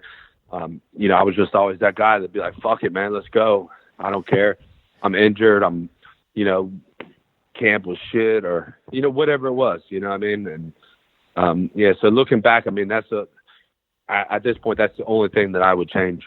Yeah, but you had some amazing fights, man. I mean, I think that's probably also why people love you so much, is because you just, I mean, I was looking at your Wikipedia today. I didn't realize at one point you were slated to fight Anthony Johnson. Yeah, good thing I didn't have to fight that big son of a bitch. I mean, like... No, but at the time, I mean, it would have been a great fight, man. I mean, he wasn't doing that well at 170, He was killing himself to make it. I've always had good cardio. So, who knows? That fight could have went a long ways, or a lot of different ways. If it would have went to the third round, I think I'd had a bit of advantage. But, God, if that son of a bitch hits you in the first round, I mean, your head... it's coming off your shoulders. It's just funny to think about, though. Like, oh my God. I mean, especially how big he is now. He's like, gotta be like 280 right now, or even 300 pounds. He's just huge. God, dude's gigantic. Yeah. It's crazy. And then, I mean, what was it? A couple years later, he's out knocking out Andrei Arlovsky, breaking his jaw and shit. And it was like, you don't want to get hit by a guy like that when you're 170 pounds. He could kill you. No, there's a guy that I thought mentally, talk about mental. Like, I thought he was the worst matchup for John Jones before he quit fighting. Before he lost to Cormier, I thought this guy might have what it takes to beat John Jones. But I mean, you're right. But I think mentally he would beat himself in so many of his fights, where you're just like, ugh, this is crazy. A guy kind of like what you're talking about. I mean, the guy, he's a real athlete, man. Just a crazy athlete. So I would book him more in that category of athlete than fighter. And when he was able to impose that, he'd smash you. Absolutely. Everybody. Now, a guy you fought early in your career who you beat was Diego Lima, who is now, a world beater. Did you know back then he was going to be that good? Or Douglas Lima. Yeah. I mean, Douglas Lima. Well, I kind of heard about that after I fought him. I tell you, I fought him on short notice, and I didn't really know who he was or anything. And I didn't know his record or his name or anything. I just went down there and fought. And then afterwards, everybody was telling me that I was basically brought there to Atlanta, his hometown, that I was basically brought there to be a sacrificial lamb. And he was expected to, they called him the prodigy and all these things. He was going to be the next big thing. And I guess I shocked some people that night. But before the fight, I mean, I didn't even know the name of the guy that I was fighting. That's hilarious. Meanwhile, now people are saying he's going to run through MVP. I'm pretty curious to actually see that fight. I don't see him running through MVP. I can tell you that, because MVP is a goddamn stud, man. That kid is out there killing it. He's looking good. I don't see anyone running through him. But, I got to tell you, I will pick Douglas to win that fight, probably by decision. I don't see him knocking him out. But I definitely don't see him running through him. I think it'd be a close decision. Yeah. So, but we'll see what happens, man. That's two ultra athletic, amazing kickboxers right there. What was it like when you trained with Askren? I don't know. I only trained with him once, man. It's kind of a promotional thing. We didn't really even train. We were just kind of doing some video stuff. He's a cool guy for sure, though. I mean, we had fun. It wasn't really training, though. You know what I mean? So it was kind of, what'd you say? We're just doing it for the cameras. But he was a cool guy. We got to talk a little bit. You can feel pretty quick if someone can wrestle. I mean, I already knew he could wrestle, but you can feel his skills. And, I guess it's about what you would expect when you're going with the Olympic level wrestler. Yeah, I guess Dana said today that him versus Masvidal is going to be next. Well, they're not doing the rematch? Yeah, they're not doing the rematch. They're saying Ben's going to fight Masvidal. Oh, wait, who's fighting then? Askren versus Jorge Masvidal, they're saying, is going to be next. Oh, okay. Man, well, I was really hoping they get a rematch. I thought that was a very bad stoppage. Yeah. With the Lawler fight. Yeah, me too. Terrible stoppage. I feel real bad for Lawler, and he certainly handled it well. He handled it like a man, and I wish he would get some props for that. I wish and the only props that he should get is get a rematch. That's what he deserves. He deserves a rematch for the way that he acted about it. I also think he's the hardest matchup for Askren for some reason. I think these other guys, I just think Ben's wrestling might be too much for even Jorge Masvidal. But Lawler's... Unfortunately, Masvidal is undersized, I think, for someone like Askren. I mean, Lawler's a big 170-pounder, so his wrestling can match up a little better, where Masvidal, even if he could technically wrestle as good as Lawler and maybe stop a takedown or do some things, like Masvidal probably is not picking up Askren like that. Yeah. And slamming him on his head, right? Just a size thing, right? Like he's just not big enough and strong enough, I don't think. But I'll be cheering for Masvidal in that fight, though. I love his style. I think he's doing great things. He's out there talking the right game, and he's, I like everything he's doing. Who do you like, Colby Covington or Usman? I got Usman beating him pretty easily. Really? I don't think Colby's all that great of a fighter, to be honest. I mean, he's kind of squeaking out these decisions, and I don't know. I don't see him. There's something about him. Like, I just don't see him being a real good fighter. I think Usman is probably about as bad of a matchup as you could possibly make for him. Yeah, I mean, the only thing I think... Or Askren. I mean, Colby's cardio, though, is pretty damn good. I mean, if he can... That's true. He's got good cardio. I mean, you think maybe... I think Askren or Usman probably beats him pretty good. I think Woodley beats him pretty good. Any of these wrestlers, I think, are probably going to beat him good just because they're going to hang with his wrestling, and then he's just, doesn't have good stand-up. I mean, he basically got outstruck by Damian Maia. It's not nothing to be proud of, so... By the way, I have a new baby, brand new baby. She's 7 months old, and you have twins. I don't know how you do it with twins. That's got to be. I mean, one baby is just like she's. I mean, I love her, but she's running me to death. Especially because I'm like a stay-at-home dad. My wife works. Like right now, I'm talking to you with her. I'm with her strapped to my chest right now, and she's sleeping on my chest. And I'm like standing up trying to rock her to bed. I don't know how do you do it with twins? I don't know. You got a boy or a girl? Girl. Yeah. So I have a 3-year-old girl also, and that girl is harder than both of the twins. The twin boys are legitimately easier than the girl. I mean, these girls are emotional roller coasters, man. Does your girl take naps? So, I don't know. Mine takes zero naps. Twins are tough, man, but girls are something else. It's a whole nother level. Yeah. Mine won't take naps. Like I have to like. She falls asleep. Like I tell you what's happening. Like right now she's strapped to my chest. She's gonna fall asleep. She's sleeping right now. I'm gonna take her slowly towards the crib, take her out, and then she's gonna wake up and start screaming at me until I pick her up again. It's just like. Yep. Man, I know how it is, bro. The girls are something completely different animal. Oh my God. You gotta love them, and you know they got different energy about them. Now I read that you were homeschooled. How did that happen? Oh no, I was only homeschooled for a short time, but you know my mom, you know she was. I think she's loosened up a little bit now. Back in the day, she was like ultra Christian and religious, and she was like, we need to get, you know, more Christian stuff, you know, because they're teaching. That was when they kind of like transitioned towards like teaching evolution and stuff. And my mom was a little crazy like that, you know. She was like the Earth is 6,000 years old and all that kind of shit. But so, you know, she was just all about that life, and I think she's kind of relaxed on that a little bit. But you know, she's ultra passionate about it, so I respect that for her. But you know, I think science is caught up, you know, to her mentally these days. So. At least she evolved, you know. But then when you got to high school, you didn't fit in at all, right? You got in fights all the time. You're always getting in trouble. Oh, what's that? But then when you went to high school, I read that you didn't fit in very well. You were always getting into fights with people and, you know. Oh, yeah, for sure. For sure, yeah. I mean, you know, I guess I just had that look about me where I was, you know, guys want to bully me or whatever. But the difference between me and everybody was I just stood up to the bullies. You know, they would always want to pick on me. Most of them knew they could, you know, like I was like a freshman or sophomore or whatever. They knew they could beat me up, so they'd keep picking on me. But, you know, I would stand up to them. And, you know, I got my ass kicked a few times for it. I won't lie. You know, I definitely got my ass kicked a few times, but I wasn't backing down still. And I guess that kind of mentality's kind of been through my whole life. You know, sometimes I get my ass kicked, sometimes I don't, but I'm always going to come back and I'm going to be in your face and I'm going to fight you. So did you play any sports in high school?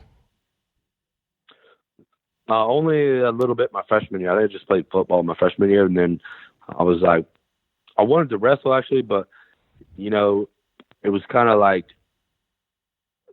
I don't know, man. Like I just started finding drugs and stuff, and you know, it just kind of dropped off right then because I don't know. Just imagine, you know, you're a 16-year-old kid after. I don't know how these kids do it. You know, I'm 16 years old, and I got one group of kids saying, "Hey, man, we're going to go to wrestling practice, and, you know, go sweat and do stuff." And then the other group of kids are like, "Hey, we're going to go hit the bong and drink a 40 and hang out with some girls." And, I mean, it was like, you know, what's your choice going to be? No. I don't know how these kids did it through high school. So, dude, you know, I wish I made the right choice, but I certainly made the wrong choices back then, and.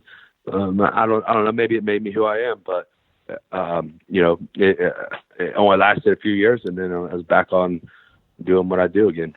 No, absolutely. Even like as a wrestling coach, I coach middle school, and like you know, some of these kids are going to be great but there aren't the big distractions yet. There's no drugs, girls, this and that. And you're right. It takes a real special kind of kid to say, you know what, I'm not on top of the video games and everything else. You know, it's hard. It's hard to get kids into this. It's really, really hard. Yeah, and I'm not sure what the answer is. Maybe you'd have more experience and wisdom on that than maybe, and that you deal with these kids all the time. But I have kids ask me all the time, and to be honest, I don't have a great answer for them. Yeah, I think it's just you have to get them. It's just that high they get from winning, and that high they get from practice. You have to get them addicted to that high, you know. and then they Yeah, my high school. But then you got like my high school sucked. Like we didn't win nothing. I know, but at least with wrestling, it's an individual sport. So at least there's a chance of the kid, you know? Yeah. So yeah, like a team would be one thing, but like as far as like, but it's hard. I mean, it's a lot of it's the parents too. The parents have to be committed to the sport as well. If the parents are somewhat committed, that's got to be the big thing, right? The parents just being involved. Like that's how I look at it with my own kids. Like I just got to be involved in their life, and look, if they're going to go drink or something, at least, you know, I got to be involved with them and I can talk to them about it like men and just be like, look, why you want to do that or whatever. And not just, like, a lot of parents don't even know which one they're doing anyway, or just, I think a lot of these parents these days just say, yeah, whatever you want to do, we'll support whatever. And I'm like, not if you're going to do the wrong thing, I'm going to support it, you know? 1,000%. And then now, then you were. I was reading. You know, obviously we know you talked about like some taking the meth and the heroin. That's got to be that's got to be the hardest thing to kick, right? Heroin. Well, you know, I was never really addicted to the heroin. I was addicted to meth, and that was a tough one to kick. But I got real lucky because, in a sense, I got lucky because I went to jail, and that's how I kicked that. And when I went to jail, that's when I decided I wasn't going to come back out and do it. The heroin, I was actually never addicted to that. I just fucked around with it a few times, and obviously I did it, you know, a little too much one time. Right. But yeah, you know, that was, you know, the meth, man, I had, you know, some real withdrawals and shit, and I certainly have sympathy for people going through those going through addiction, man. It's no joke. How long were you in jail for? The longest I was ever in jail was 6 months. Wow. Did anybody ever try to test you? Yeah, well, I take that back. It was actually like 4 months. I got sentenced to 6 months, and I got let out early. It was funny enough, they actually accidentally let me out of jail. But did anybody ever try to fuck with you in jail? Anybody try to like test you, or did anybody try to test you, or have you joined their gang or anything? Oh yeah. Well, I mean, it was just like county jail, so you know you weren't getting tested, or you weren't getting like gangs and stuff. You know, there'll certainly be some guys try to test you. I mean, that's every jail. You know, they're just gonna, like, if they can take advantage of you, they absolutely will. So I did have to deal with some of that, and you know, like I said, the same in high school. I mean, I always stood up for myself. I probably got pushed and picked on as much as anyone else, but I also stood up for myself. So people came up to you. So you're in jail, and some guy comes up to you and says, like, "Now, had you had any kind of prior training before you went to jail?" No, I never had no formal training until, you know, long after that. Wow. So some guy says, "Hey man, you know, you're my bitch," and then what do? Just crack him in the face? That you know, some guys would try to, you know. So actually, the only real altercation I got into was with dude who was I guess I call him a prison queen, right? Like he lives in the prisons. You know, so he was in this jail getting ready to go to prison. He was married to, you know, dudes in prison. And, you know, we got in a little bit of an argument. And then, you know, he said, you know, I think he said some shit like that, like, I'm going to fuck you or something like that. And I was like, oh shit, you know, like this dude's for real. I didn't really take it serious at first. At first I was like, man, fuck this guy. Like I ain't worried about him. And then later, some of the cellmates, they told me, they were like, yo, you better watch that dude. Like he'll cut your neck in your sleep. Like that dude lives in prison. Like he don't give a fuck. Like he'll kill you right now. And and then, you know, he'll try to fuck you or some crazy. And I was like, damn. I was like, whoops, they were like, you messed with the wrong guy. And there's like in all the 400 or 500 people in this prison, you messed with the wrong guy. So I got lucky, and, you know, whatever, nothing ever happened. But apparently, you know, I did get an altercation with the wrong dude. Oh my God! Wow. So the prison queen is what got you off meth. That was like. There. You know, you learned a new term, prison queen. The prison queen. That's crazy. All right. Yeah. So, I mean, your life right now. I mean, you're a parent of 3. You're running a gym. I mean, your life is like a book, man. You were in jail and meth and heroin and fighting, and, you know, you beat Matt Riddle. I mean, it's just it's just crazy. Are you bored now? Or are you kind of like content? Now, what is business? Keep me pretty busy right now between a business and kids and everything. I'm pretty busy. It's just different. It's all like everything, man. Everything's just energy, and my energy is just directed towards something else now. Directed towards positivity, helping others, and I certainly don't get bored, man. If nothing, you know how it is, man. These kids will not let you stay bored very long. I'm gonna be heading out to pick up my daughter here in a minute. So we do not get bored. I just try to keep it positive all the time now. That's the main thing I've changed in my life, man. I'm an angry dude. I got a lot of anger inside, and I don't even know why it's there, where it comes from, whatever. It's just a lot of energy built up inside, but I direct it towards positive things, man. The anger, Rage Against the Machine said, anger is a gift, man, and I use that anger towards something positive, and I hope that I can teach other people to do that same thing. And I just try to inspire others and do some great things in this world. Use the martial arts, man. It's the most powerful tool in the world for improving people's lives. So I just try to get that out to everyone, and combat sports in general, include I include wrestling, boxing as martial arts. I get real annoyed when people don't call them, include them in the martial arts, because it's still a combat sport, but all individual combat sports, man. That's what's powerful in this world, and that's what I'm here to propagate to the world and spread the word and empower others. And let's make this world a little bit of a better place while we're here. I love it. Well, Matt, thanks for coming on the podcast. I'm a fan for life, and have a great rest of the week. Oh yeah, man! And keep tweeting out all that funny shit, man. You keep it going, bro. I love it. You got the best Twitter on the interwebs for sure. The number one Twitter, my favorite one, no doubt. Thank you, Matt. Take care, man. Have a good week, buddy. All right, have a good one. So, hey, is this Daniel Straus? What's going on? What's up? It's Adam Hunter and Tyler Smith. You're on the MMA Roasted Podcast. We're talking to the former world champion of the whole world. This guy was a champion. How are you, Dan? I'm good, man. How you been? Good. I'm doing good, man. I was in Vegas, and I was like, I got a show, and you're like, I'm there, bro. I'm there. And then during the show, I was like, Daniel Straus, and it was Ghost, man. It was like you're very black, sorry, so man. I thought maybe you were like there anyway, and I just didn't see you. But no, you smile, Daniel. No, smile. yeah, nothing. You were not there, bro. So It was a horrible show. I had to sneak out back. thank you. But he did come to a show the other day where like it was him and his girl, or a girl. I don't know if it's his girl, but it was his girl, and they sat for everybody, and it was just them two the whole time. Damn. And that was the coolest, man. That to me, you're my friend for life for that. I mean, you were a friend before Hey, that, man. even that. So I'll always support you, bro. I've always thought you were funny as hell. Thank you. As long as I didn't get roasted, I would always come. no, I got you, bro. Now you're fighting the first time you switched camps. You were in now you're a team Extreme Couture or Team Syndicate. Where are you at in Vegas? I'm actually, like you said, I'm in Vegas. I've been training over at One Kicks with Dewey Cooper. Wow. Oh, nice. And so yeah, I've jumped around. I've done a little training at Extreme. I've done a couple days over at Syndicate.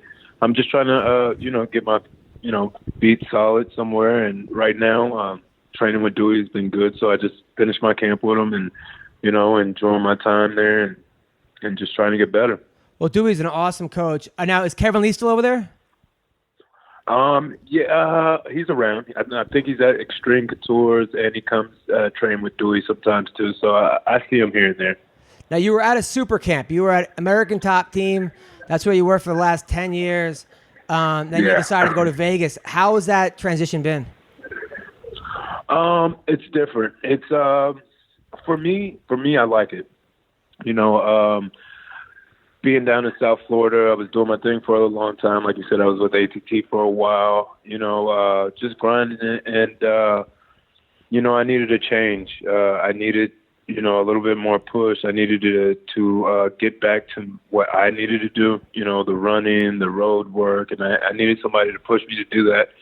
So, being out here, I've gotten that. So it's been a nice little change, man. And it's a little different, like I said, but the atmosphere is a little different. But, it's good training. Was it hard having the same training partners over and over and over again? They kind of know what you're going to do, you know what they're going to do, whereas now you have new guys? Yeah, hey, be quiet back there, baby. Anyways, it's a little different, man. It's nice. It's nice having new guys to train with, and I'm not the big fish around or anything, so I'm getting beat up constantly, and I'm learning from these guys, and it's good. How are you getting? Who's beating you up? Come on. Welterweights. Oh, come on. Yeah. No, there's a few guys in the gym that some up and comers. There's a guy named Timmy. I don't know his last name. He's actually an amateur, and he's going to be a dog. He gives me hell every time that we're in practice. And, he's definitely making me better for this fight. So, it's just a bunch of guys like that that's around the gym that, they don't have names, but they are fantastic fighters. Now, that's good, man. I'm happy for you. Are you still with that same girl? I'm sorry? The girl that you brought to the comedy club. You guys together still?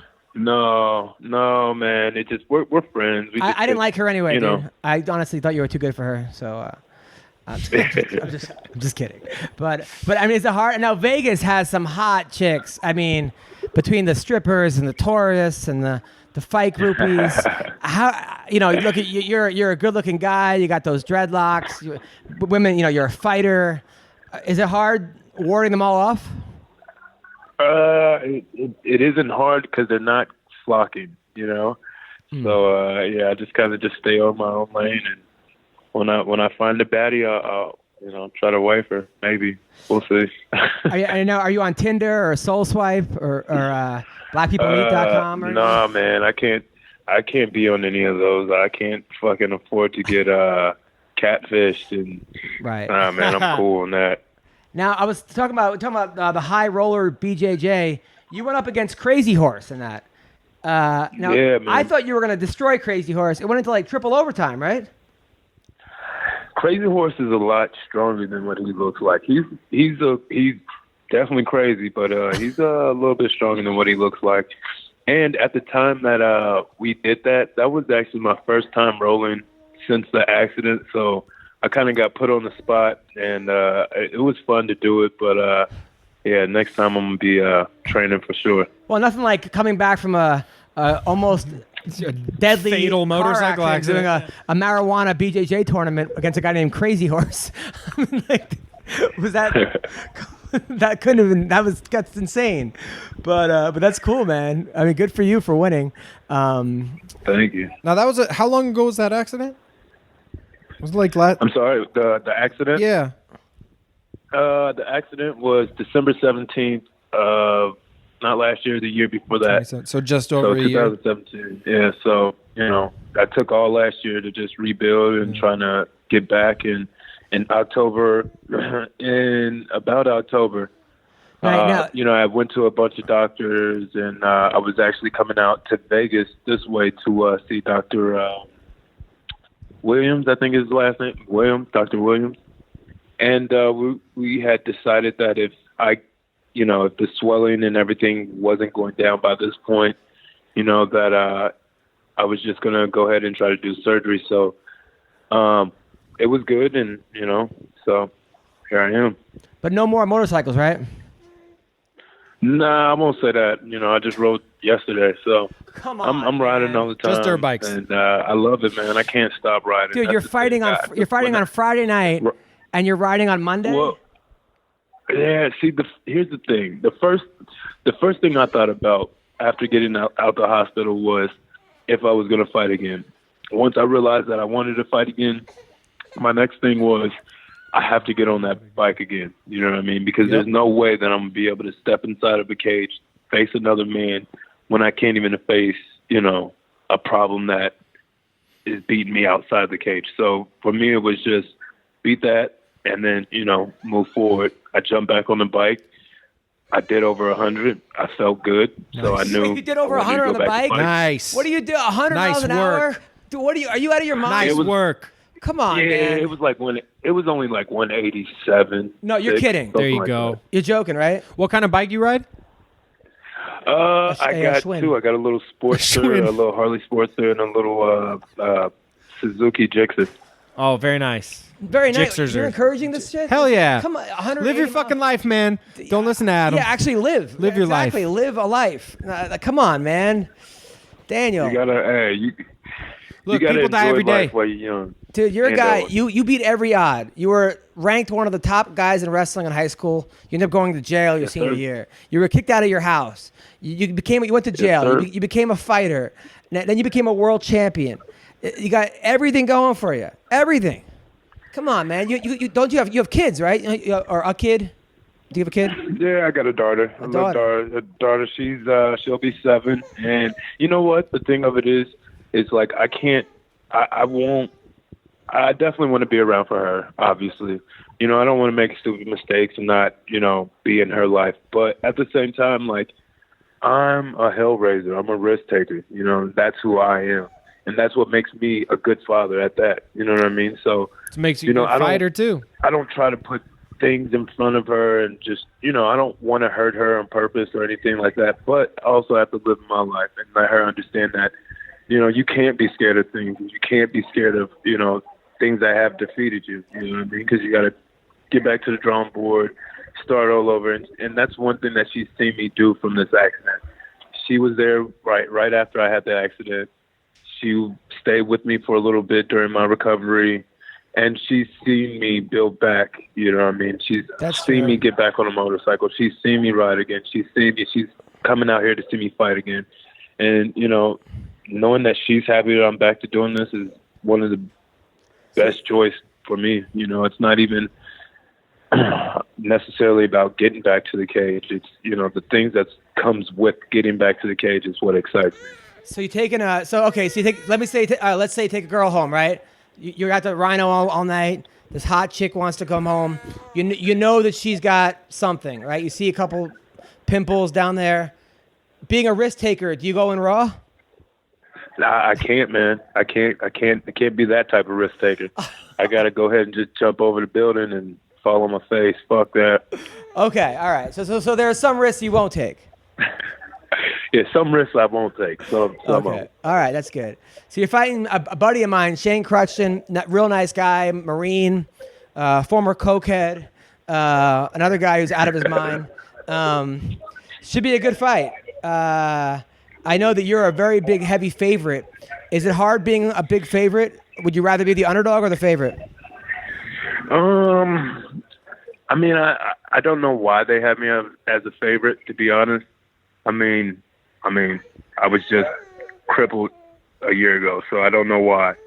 But I do like being an underdog. I don't care what anyone says. I am the underdog. I have a lot of deficits that people don't know of that I'm going to have to, show and, work through this fight. So, I feel like I'm an underdog, and I'll just, continue to carry that vibe with me. I feel like I've done everything I could to prepare for this, and there's nobody or no one that's going to stop me from it. I like it. Well, the fight is this Friday night. Where is it? Pachanga Casino. Yep, in California. It's going to be a great fight. The whole card's good. Sada Watt is fighting on the card. My buddy's fighting on the card, making his Bellator debut. Roman Puga. Tune in. By the way, that guy that Keith Berry used to bang, Nicole Aniston. That's the porn star that he was with. Nice. And he's the guy fighting. What's his name? The kickboxer. Fighting Joe Schilling. Joe Schilling, and my man Daniel Straus. Daniel Straus is fighting. So listen, thank you for coming on the podcast. Best of luck. Next time you're in California, let's hang out. You got to meet the baby.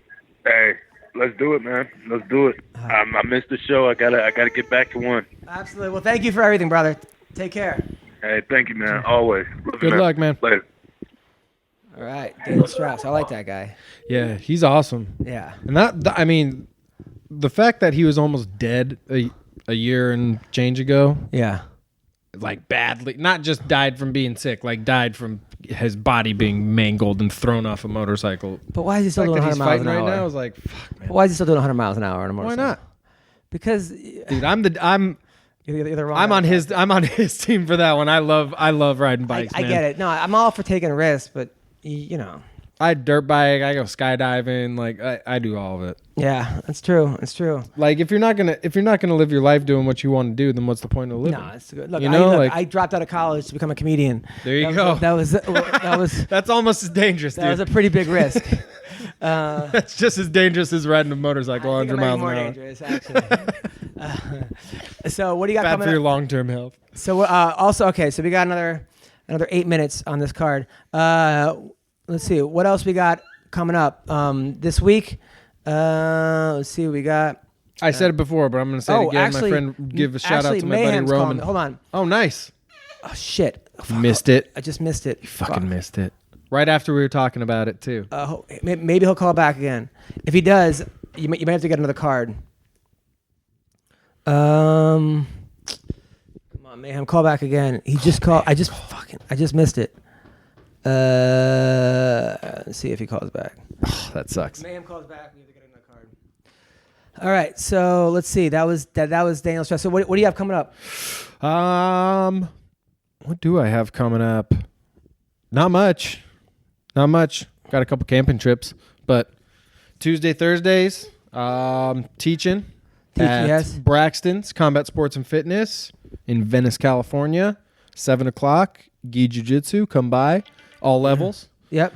And actually, next Monday and Wednesday, I'm teaching at my school, Revolution Martial Arts, because my sensei's out of town. So you can come by to that too. Nice. That's it. That's all I got. All right. Well, listen. Find me people, on Instagram. I'll be at SmithRoBJJ. the Black Box Theater in Boca Raton, April 19th and 20th. That's in April 19th. And then at the Ice House, April 5th. April 5th, I'm headlining the Ice House Pasadena. Thank you to everyone for calling. Hopefully Mayhem calls back. I pressed decline by accident. I'm an idiot. I'm an idiot. Hopefully they'll call back. Thanks to all our things. Also, let's see. We got Matt Brown also on this podcast, as you just heard. I'm all unorganized. All right. If you're on Amazon, go to adamhunter.com. Click on the Amazon banner, and then order whatever you want off Amazon.